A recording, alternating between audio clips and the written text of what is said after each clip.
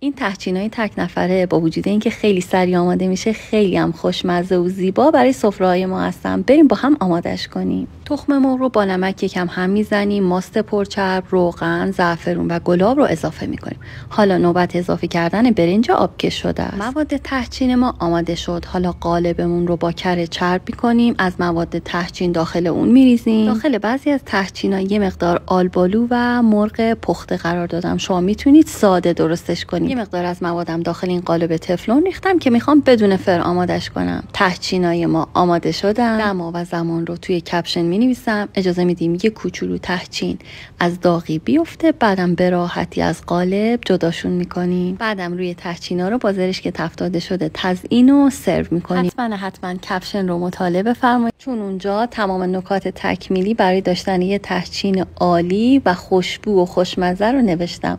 امیدوارم که این آموزش رو دوست داشته باشین و حمایت کنین.